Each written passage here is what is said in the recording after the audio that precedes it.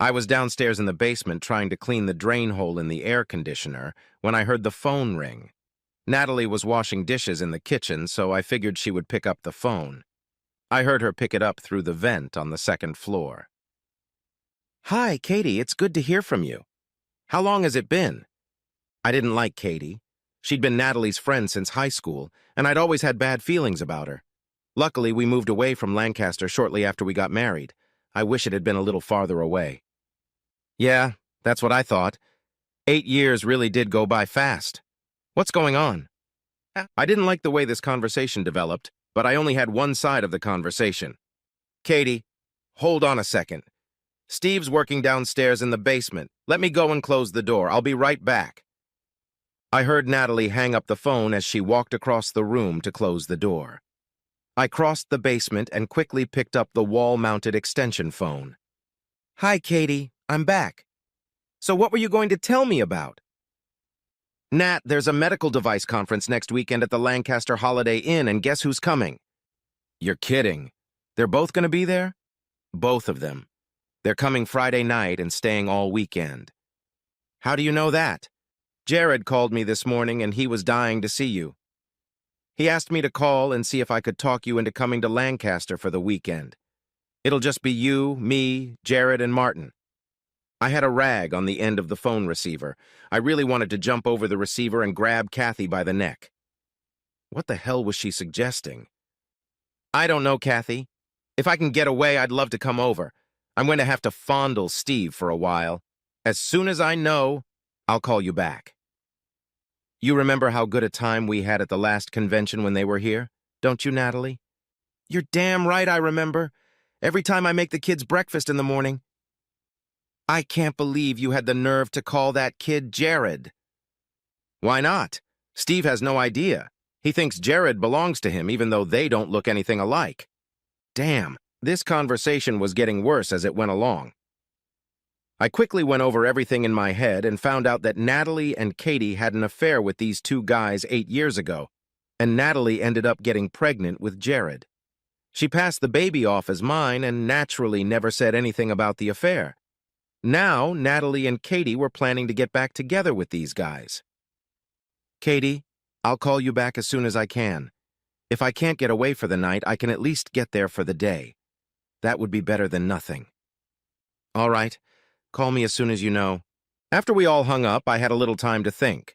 We had 3 kids. Jenny and Lynn were in high school, and Jared had come along about 8 years ago. The 2 girls are good-looking and savvy. They are studying hard in school and are both preparing for college. Jared, on the other hand, is uninspired. He has no interest in learning or sports. I liked Jared even with his flaws. Natalie opened the basement door. "How are you doing down there, Steve? Are you ready for coffee?" "I'm almost done. I'll be right up.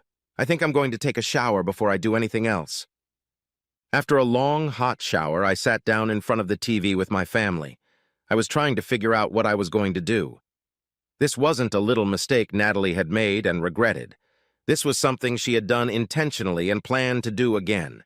I didn't know if I wanted to stop it and maintain the status quo or if I wanted to fix it. If I decided to fix it, I had to figure out how. I felt really stupid, because in 20 years of marriage, it had never even occurred to me that Natalie might be screwing around with someone. "Steve, I talked to Kathy from Lancaster today. She asked me to come down and spend the weekend with her. Do you have any problem with that?" "No, not really. I'll be busy at work, so as long as my parents can watch the kids, it should be fine, on one condition." "What's that?" "Make sure you take your cell phone in case you have any problems, okay?" "Thanks, honey. I'll take my cell phone with me, and I promise I won't have any problems. The Volvo station wagon doesn't break down, and I can take lots of goodies in it for shopping. I'll probably go Friday morning and be back Sunday night. Is that okay?" "Sounds like fun to me. Have fun." Natalie went into the kitchen, and I overheard her calling Katie to confirm their weekend plans. She didn't seem at all bothered by the fact that she was cheating or that there might be consequences. I told her that I wanted to do a little computer work before I went to bed and that I would be up later. It wasn't that hard to find the website for the East Coast Medical Equipment Dealers Conference in Lancaster. Everything about the conference was there. All the displays were listed with a floor map. They had a list of lectures and workshops with times and locations. They had a list of all the attendees with their hotel room numbers listed. Jared Kramer and Martin Blank lived in room 411 from Friday through Monday. I found home addresses and phone numbers for both of them in Baltimore. I found a company that offered DNA tests by mail. The tests ranged from paternity confirmation to probable national origin. The cost of most tests was less than $100. Samples could be taken at home and mailed in with a check or paid online.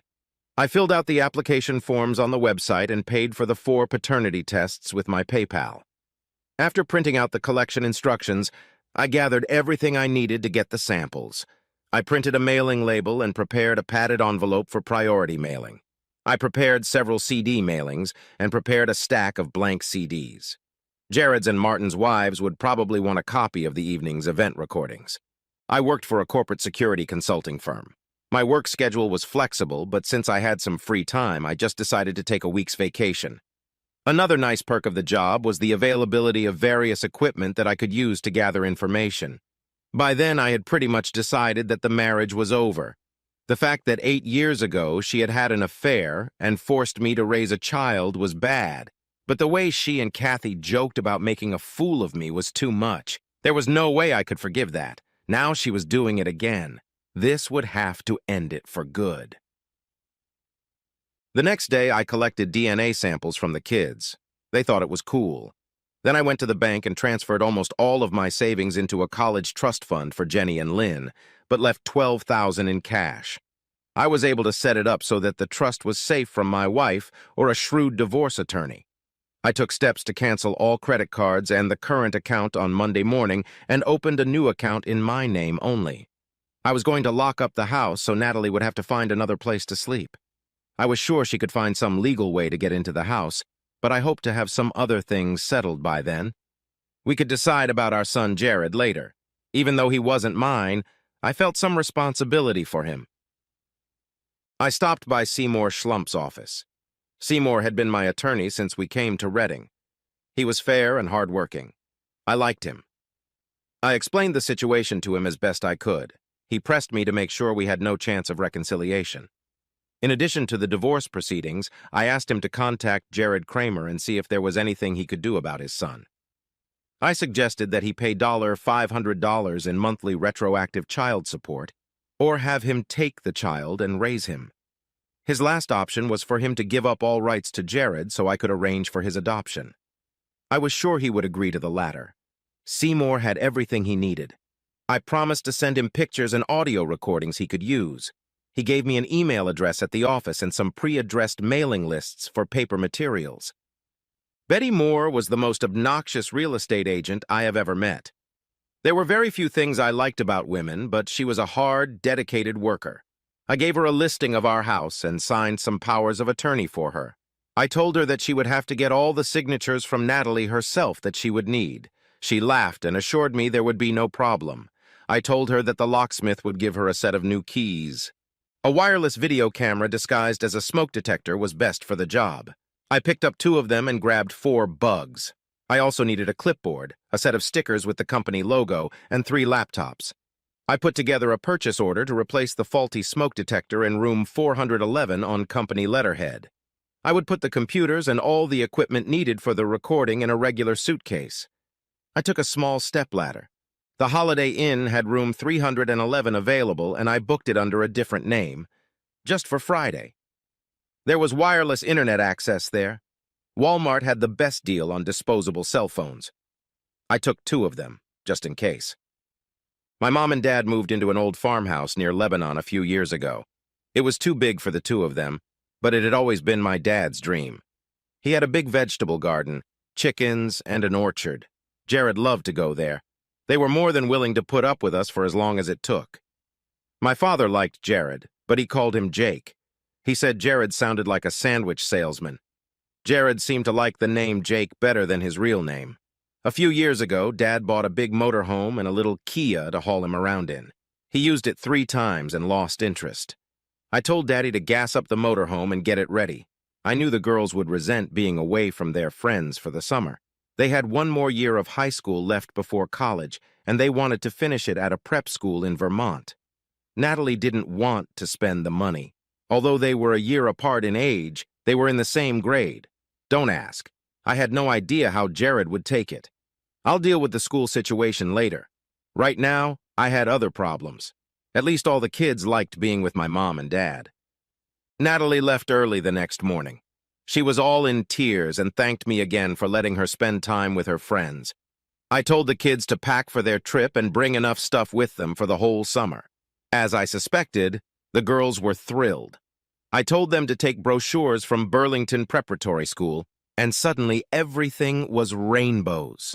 They brought all their school clothes with them just in case. Surprisingly, Jared seemed excited about the trip. Jenny came over to me and just stood there. "What do you need, Jenny? Did you pack everything?" "Dad, I'm 17. I'm not a kid anymore. Tell me what's going on." "I'm not sure I know what you mean." "Are you and Mom having problems?" "I don't think that's something I want to discuss with you.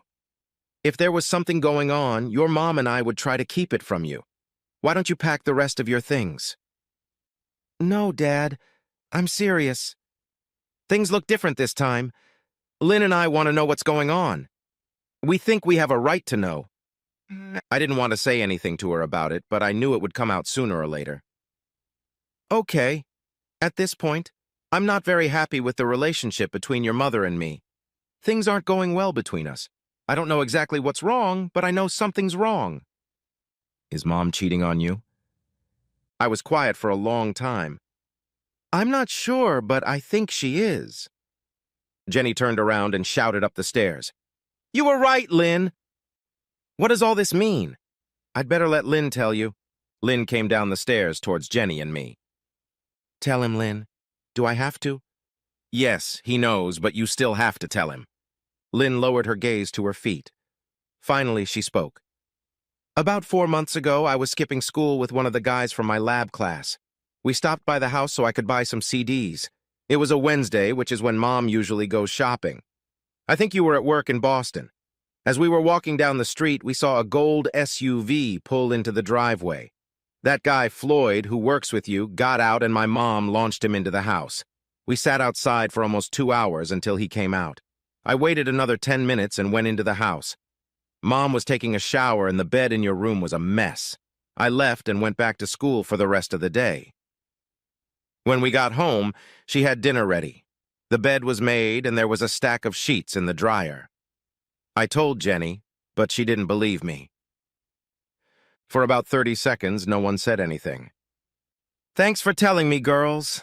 It's something I never wanted to hear, but it's good that you told me." Jenny noticed a tear in my eye. She grabbed Lynn's hand and they went upstairs without another word.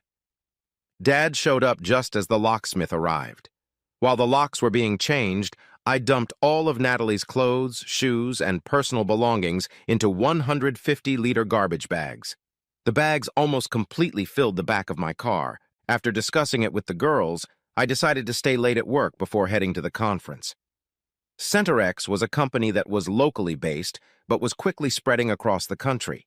Their marketing people did a great job of finding potential areas for expansion, but the company couldn't train people fast enough to run it, especially in the management area.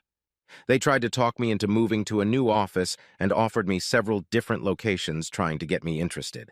Natalie refused to move and didn't even want to discuss it. If I stayed where I was, I would stay in the same position forever. Moving would give me a promotion, more money, and some power. I headed straight for the office of the company president. "Could Mr. Turcotte spare a few minutes? I think he can squeeze you into the schedule." "Wait a minute." I always liked Turcotte's secretary, and I think she felt the same way about me. George Turcotte came out of his office and extended his hand to me. "I hope you're here to give me some good news, Steve." "Well, yes and no. Helen, get some coffee in the office and hang on to my calls for a while." "Well, what can I do for you, Steve?" "First, I've decided that I'd like to be reconsidered for one of the new management positions at the site where you think I'd be most useful." "That's great news. If you don't have a preference, I certainly have a great position I'd like you to take. How would you feel about Anchorage?" "Believe it or not, it sounds perfect. Are you okay with the first week of September?" "I think it would work. I'll personally take care of it all on Monday. Second what?" Well, I know it sounds weird, but I'd like Floyd Cooper to be sent there to work for me. George leaned back in his chair and started chuckling. You found out, didn't you? I don't know what you mean, George. I couldn't keep a serious expression on my face when I said that. Steve, nobody wanted to tell you anything. I didn't like what was going on, but I didn't know what to do about it. If I fired Floyd, I was afraid you would find out, and I didn't want that to happen. I decided it was best to try to keep it a secret. Unfortunately, Floyd Cooper has a long tongue. He started bragging about his affair with your wife. His secretary Tracy came to me and complained when Floyd started showing everyone pictures of him and your wife that he had downloaded to his computer. The legal department is working something out right now, but I've been keeping them on a short leash trying to protect you. Now that you know, I can just fire Floyd. It's a hell of a lot more practical than spending money to send him to Alaska so you can fire him there. You're right. I was hoping I could do a little more damage, but I guess revenge is a pretty poor method of management. I'll agree to whatever you think is fair. George pressed the intercom button. Helen, put me through to Tracy Tolliver. After explaining to Tracy what we were doing, we went down to Floyd's office. Floyd was at work in Allentown. Tracy Tolliver was a very attractive woman. She was just under 30 and aging very well. The combination of her brown hair and blue eyes always fascinated me. She was only a few inches taller than 150 centimeters, but she held herself like an Amazon. I never understood how Floyd ended up with the best secretary in the entire building. I later learned that she had asked 3 times to be transferred to my office, but my secretary wouldn't give up her position. You'll need these. She held out 4 blank CDs. Look under Pending Bills and click on Stoddard. Make one for yourself, one for your attorney, one for our legal department, and one for Floyd's wife. I have the mailings ready, but I need your lawyer's name. I was stunned by her promptness. This woman knew exactly what she was doing and exactly how to do it. Seymour Schlump. His office is on Franklin Street. George and I went into Floyd's office while Tracy typed in the last address. There were 20 pictures of Floyd and Natalie having every conceivable kind of sex. They were poor quality and looked like they had been taken from a webcam. It also meant that Floyd probably had a full-length video somewhere. They weren't filmed in our bedroom. George was trying to be polite about the whole thing, but he just couldn't help but stare at my wife. I was a little upset because every guy in the building had probably seen what I was looking at right now. After checking them all out, I just copied the file onto each of the blank CDs.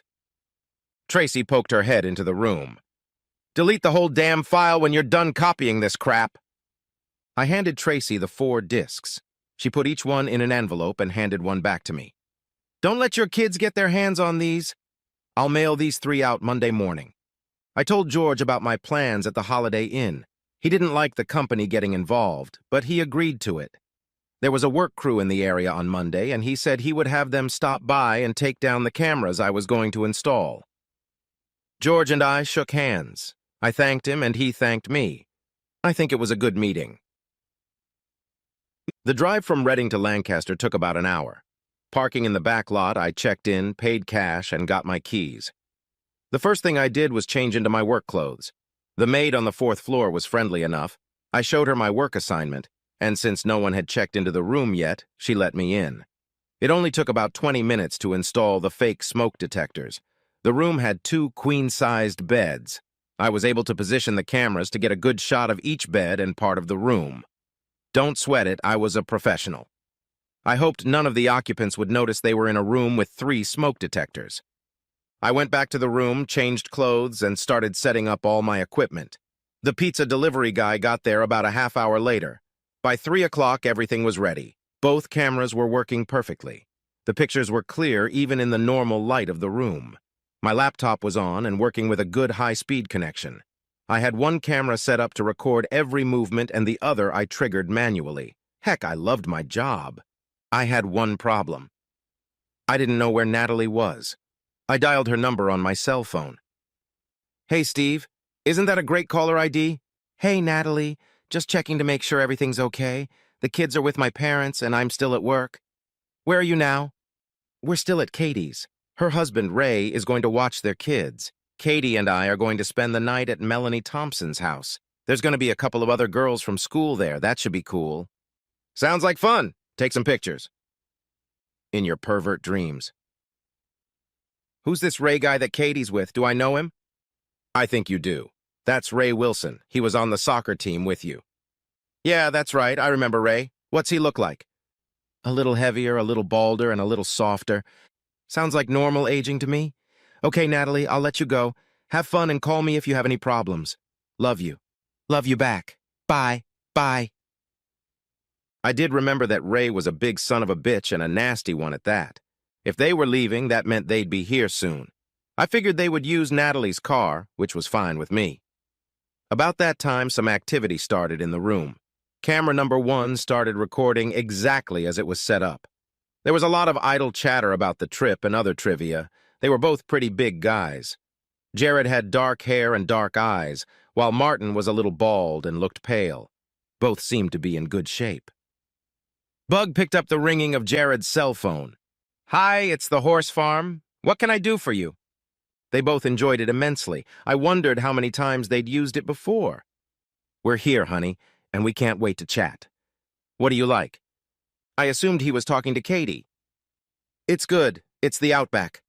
We'll meet you downstairs in about 2 minutes. At least they were going to feed them first. I sat there, seething with anger about the whole thing.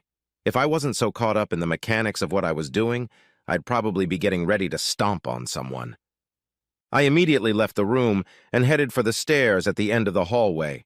Standing around the corner of the building, I could see Natalie and Katie waiting in the lobby. They were giggling like a couple of schoolgirls. A minute later, Jared and Martin stepped out of the elevator. Natalie immediately took Jared's hand and pecked him on the cheek like a wife pecks her husband. The 4 of them got out and got into a black Mercedes. As they drove away, I looked around the parking lot and found a Volvo parked in the back. At least she was trying to act a little reserved. About 5 minutes later, I was loading trash bags with her clothes and other belongings into the passenger compartment. I was sure she'd come back from the restaurant slightly tipsy and wouldn't notice anything in the car. I left a note on the driver's seat explaining that the locks had been changed on the house and that I was taking the kids on an extended vacation. I drove to Taco Bell and fueled my system for the rest of the night. They eat ribs and I get a premium burrito. Life just isn't fair. I went back to my room and waited for the inevitable. I tried to think of a few more things I could do. I had about an hour until they came back to the room. I knew what would happen when they arrived. What I didn't know was exactly what I was going to do. Well, I had pretty much come to the conclusion that they weren't gathering to play canasta. I knew what was going to happen the rest of the evening, and I didn't like it. I thought Natalie and I had a good life. I assumed she was happy because she never complained or showed any signs of being unhappy about anything at all. She fed me stuff when Jared was born. She said she was glad we had a boy because every man should have a son. I wondered if she had called Jared's real father and congratulated him the first chance she got. Hell, thinking about it was depressing. I regretted all the years I'd lived with this woman who could cheat on me out of the blue and feel absolutely no guilt for it. A woman who could make me raise another man's child and think it was funny. It was hard to feel any compassion for her at this point. I continued to get things ready. I was probably over-prepared, but this was the only chance I had, and I didn't want to miss anything. They burst into the room, laughing and giggling. Martin had brought a bottle of something with him, and they filled 4 glasses in the first minute. Katie snatched 2 pillows off the bed and threw them on the floor. Good, let's get started. The winner gets the first 3. There was an explosion of laughter at those words. How are we going to have a threesome when there are only 2 guys? Natalie picked up on that question. Hey, girls like to be kissed too. After a prolonged giggle, Katie and Natalie took off their tops and bras and dropped to their knees in front of the guys. 2 pairs of pants and boxers fell to the floor a second later. Both girls had wide smiles on their faces as Katie yelled, "Just go!" I couldn't believe what I was watching now. It was a competition that all 4 of us were enjoying to the fullest. I was not only pissed, I was jealous. The cameras were working perfectly. I had to take my attention away from the entertainment to make sure I was capturing everything. Since I could control the manual zoom of the camera, I recorded a couple minutes of great video. It was almost as good as a regular adult movie. "I'm getting close. Get ready for dessert," shouted Jared. At regular intervals, I was able to take a few pictures with the zoom camera. I watched mesmerized as my loving wife stripped off the rest of her clothes and plopped down on one of the beds. Katie quickly followed her. Although they had joked about a threesome, it was not yet meant to be. As the evening progressed, they tried every conceivable position. I have some good shots of the episode. There was a break in room 411. Katie went to take a shower while Natalie brushed her teeth. Jared and Martin were just relaxing with a couple beers. I picked up the disposable cell phone and dialed Baltimore. "Hello, Mrs. Kramer. This is Walter Perkins from the Medical Device Conference in Lancaster. Are you Jared Kramer's wife?" "Yes, but he's not here right now." "I know. Your husband and Mr. Blank received special recognition tonight at the convention. We'd like to email you photos from the ceremony. Do you have an email account we could send them to?" Mr. Blank: "Sure, it's ikramer@bbw.net. "That's great. Do you happen to have an email address for Martin Blank's wife so I can send the photos together?" Sure. She's at bblank@bolt.com. "Okay. That's all I need. You'll have the photos in a few minutes." Of course, she could have been monitoring the transmissions on the hotel's wireless network, but I didn't care because there was no connection to me. They had a break in their conversation in room 411 while they gained a second wind. "So, Natalie, is your dear husband taking good care of my son instead of me?" "Of course he is, silly. It's been 8 years and the idiot still hasn't realized the baby isn't his. Steve lives in a world of his own. He couldn't have realized it if a letter had come in the mail. It'd be nice if you sent a birthday present or something every once in a while." "Oh yeah, that would be cool. All he needs is to see something like that to give him a clue." Katie interjected. "Damn it, I've got 3 snot-nosed kids running around my house and my goon isn't the father of any of them. He's so busy sipping his beer that he could never realize they're not his." Everyone laughed heartily at poor Ray, and I got a good sound clip. I was bored with all of these activities and decided to adjourn for the night. I went to www.livesexcam.com and entered an unused room. After a few entries, I had a live feed from room 411 that led to the internet site.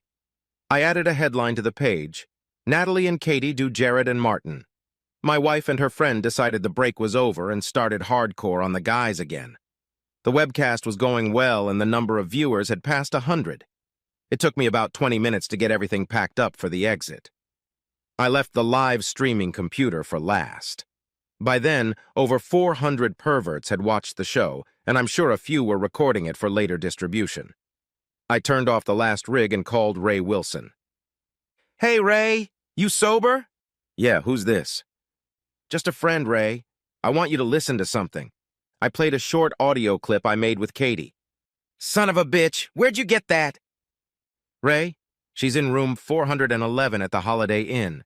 There's 2 guys there and they're pretty big, so if you plan on going, take a bat or something. Otherwise, they might beat the shit out of you." Ray didn't say another word and I heard the phone go off. I had just finished loading the navigator when Ray jumped out of the Ford pickup with a short aluminum bat and stormed into the building. I was tired, but I enjoyed the ride back. The motorhome was all ready to go. I gave Dad a set of keys to the new house. Mom went to Lancaster to visit Natalie at her parents' house, while Dad took some guys to our house and moved all the furniture and stuff out. They had plenty of room to store stuff in the shed. Mom thought it would be interesting to hear Natalie's side of the story. My parents had the number of one of the cell phones they threw away. I keep my cell phone, but I plan to keep it turned off most of the time. Dad would take the stuff back to Center X on Monday. It was too late to head out, but I wanted to be away by the time Natalie realized what was going on. We had an RV parking lot reserved near Hagerstown, from where we could get a good drive onto the highway in the morning. The girls planned the trip for us. They did a pretty good job. The only thing I did was shorten the distance between stops because the gas was killing me. I was glad I brought a lot of cash with me. We spent 3 days at Disney and were heading to Chattanooga to see the aquarium. Jenny asked if she could call her mom. "Hi, Mom. It's Jenny." "Yeah, just wanted to let you know everything was okay." Yeah, I know it was. We're all having a good time, even Jared. We miss you too. We'll call every couple days to let you know." "All right, tomorrow night we leave for Orlando. We'll be at Disney for almost a week. We have park tickets for every day, and I couldn't believe it. My daughter was setting up her mom. How cool is that? We're staying at the Orleans Hotel right in Disneyland. This is going to be so great. Okay. Uh-huh. We'll call you in a couple days. Bye. Jenny, I can't believe you did that. It was really disgusting. I know it was. Lynn and I thought it was appropriate. Of course, you know your mom's on the phone right now about a plane ticket and a room reservation. That's what we thought she should do. She needs a vacation anyway, Lynn interjected. Jared watched the DVD and enjoyed his own company. 2 weeks later, Lynn called her mother. Natalie was very upset because she had been looking for us in Orlando all week. Lynn said we were staying at Six Flags instead and tried to change the subject. Lynn and Jenny kept her on the phone for almost 20 minutes listening to her rant. Jenny finally said she was sorry if she had misled her and would call her back in a couple days. My demon girls giggled for another half hour after hanging up. The next week was hectic. We parked at Smoky Mountains and the kids were busy while I took care of business. Seymour delivered the divorce papers to Natalie. She had no idea I was doing it until he arrived. He said she was having a seizure. He explained that she could hire an attorney to contest the divorce and told her what she was facing. He had pictures of her and Floyd, the group in room 411, and the results of the DNA test. Jenny and Lynn were mine, but not Jared's. Natalie hired a lawyer but ended up going along with what Seymour suggested anyway. Seymour visited Big Jared in the hospital in Baltimore. Katie's husband did a great job on him and Martin. Ray was facing about 5 years in prison. I asked Seymour to help him. Both of my wife's lovers were in the hospital for over a week, and while they were recovering, they were served with divorce papers. They had nowhere to go when they checked out. Jared signed a paper giving up all rights to his son Jared. In addition to broken bones and ribs, Ray had literally crushed his genital area with a bat. The doctors had little hope of recovery. Betty Moore had a buyer for the house. She spent a lot of time convincing Natalie to sign all the papers, but finally wore her down. I didn't have to sign anything or attend the closing because of the power of attorney I signed. The summer was quickly coming to an end. I had a chance to develop a good relationship with the kids. I spent a lot of time talking to Jared. He liked the farm where Mom and Dad lived. I asked him if he would like to stay on the farm full-time, and he jumped at the chance. Dad really liked having him around, and I knew he would be happy to take him in. Seymour drew up the adoption papers so that my parents would have the legal authority to provide for him and take care of him. The only thing Seymour didn't like doing was getting Natalie to agree to it. Natalie didn't know it, but Dad had also officially changed Jared's name to Jake. The girls fell in love with school in Burlington. The end of summer in Vermont was beautiful. We spent a few days getting them settled, and then Jake and I headed back to Keystone State. I contacted Mr. Turcotte and found out that everything was ready for my move to Alaska. Tracy was already in place and had set up a temporary office. This was good news. She also had an apartment for me and a company car ready for my arrival. I left the motorhome with my dad to get rid of it. 6 months later, everything was finally settled. The divorce was final. The girls did well in school and both received scholarships to James Madison University in Virginia. They were happy and excited to be alone. They hadn't heard from Natalie except for a few phone calls. Jake's grades at school were improving, and he was deeply involved in his new hobby of raising chickens. One day, Natalie came to visit him. She was driving an old Ford Escort and told Dad that she had to sell the Volvo to pay for divorce expenses. It was total bullshit because I ended up paying both lawyers. While she was there, Natalie insisted on calling Jake Jared. Jake corrected her each time and eventually left. Natalie kept taking it out on my dad about how disgusting it was to take away a child's birthright. Dad said it was too easy a chance, so he gave it up and just left with Jake. Jake's mother never came to see him again. She got $11,000 from the sale of the house. She and Kathy decided to celebrate the divorce and went to Las Vegas. All the money was gone in 4 days. I don't know what Natalie is doing now or where she lives. Maybe she moved to Baltimore. Needless to say, I love Alaska.